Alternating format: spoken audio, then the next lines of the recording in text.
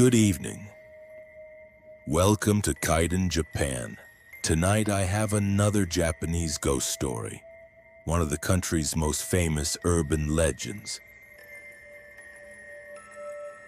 Have you ever heard of Kuchisake-onna, the Slit-Mouthed Woman?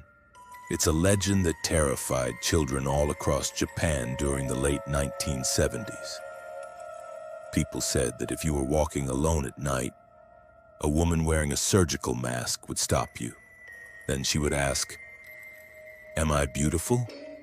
It didn't matter if you answered yes or no. Either way, you were never coming home. Every Japanese person has heard this story at least once. For most of my life, I believed it was nothing more than an old urban legend.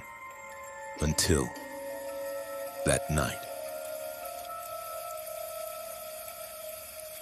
It happened on a cold, rainy Friday in autumn. Problems at work had kept me far later than expected. By the time I looked at my phone, it was 1:42 a.m. I tried to hail a taxi, but on a Friday night, every single one was taken. Guess I'll have to walk. Home was about 3 train stations away, roughly a 40-minute walk. Normally, I never would have considered it. I stopped by the convenience store outside the station and bought a hot can of coffee. Then I opened my umbrella and stepped into the steady autumn rain. The bright lights around the station disappeared almost immediately. Only the street lights running alongside the railroad tracks remained, each one standing about 20 meters apart, lighting the empty road ahead. To my right, quiet residential houses stretched into the darkness. There wasn't another person in sight. The only sound was the rhythm of my own footstep, slowly dissolving into the rain. Start tap, tap, tap. Then I noticed someone, a woman, standing beneath the second streetlight ahead, a red coat, long black hair, a white surgical mask. She was tall. No, not just tall. Her figure looked strangely elongated, as if she were unnaturally too long. Maybe it was the streetlight. No, that wasn't it. Something was wrong. It was raining, yet she wasn't carrying an umbrella. And somehow her coat didn't look wet at all. What's she doing out here at this hour? The moment that thought crossed my mind, my heartbeat quickened. Without thinking, I picked up my pace then and walked past her. I walked another few dozen meters. But something kept bothering me. I couldn't help myself. I looked back. The street light was empty. No one was there. She's gone. A wave of relief washed over me. I started to turn back around. Then, "Hey!" a voice came from behind me. For some reason, I knew it was her. I turned. She was standing beneath the streetlight, the woman in the red coat.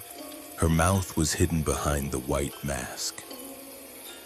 But somehow, I could tell she was smiling. Am I beautiful? The old urban legend flashed through my mind. No, it couldn't be. That story wasn't real. It was just something people told children, right? A cold shiver spread through my body. Maybe it was the late autumn air. Maybe it wasn't, trying to hide the trembling in my voice. I answered, "Yes." Slowly, she reached for her mask, then she pulled it down. Even now, her mouth was split from ear to ear. Dark red scars stretched across her face, and that impossible smile never moved. I couldn't scream. My mind went completely blank. Then I remembered something. The legend. There was supposed to be a way to survive. If you answered, "You're average," she would let you go. At least, that's what people said, barely able to speak. I forced the words out. You're average." The woman gave a small laugh. "I see." Silence. Long, unbearable silence. Was I safe? The instant relief began to settle in. She slowly tilted her head 90 degrees. But, tell me, do you really mean that? The corners of her mouth, slowly there, rose higher. She was smiling, but there was no sound. I turned and ran behind me. She was laughing. I couldn't hear it, and yet I knew she was laughing. I ran as fast as I could through the empty residential streets. Then I heard it. Clack, clack, clack. Steady footsteps, always the same distance apart, mixed with the silent laughter behind me. I was sprinting. But somehow, she was getting closer. I reached an intersection. The traffic light was red. I didn't stop. A blinding white light filled my vision. The last thing I remember was the deafening scream of brakes. Then, everything went black. When I opened my eye, I was lying in a hospital bed. The doctor told me it was a miracle. The only injury I'd suffered was a broken leg. What was that woman? I lay there in silence, replaying every moment of that night. Outside the window, rain fell, just like it had that night. Raindrops slowly slid down the glass, and reflected in the window was my hospital bed, the white ceiling, and then standing right behind me, and it was the woman in the red coat, her mouth still split from ear to ear, twisted into that impossible smile. Am I beautiful?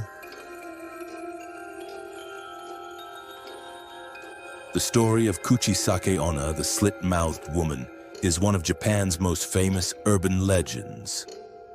The rumor is believed to have spread around Gifu Prefecture in late 1978 before sweeping across the entire country in 1979. Television programs and newspapers reported on it, and the panic became so widespread that many children were genuinely afraid to walk home alone.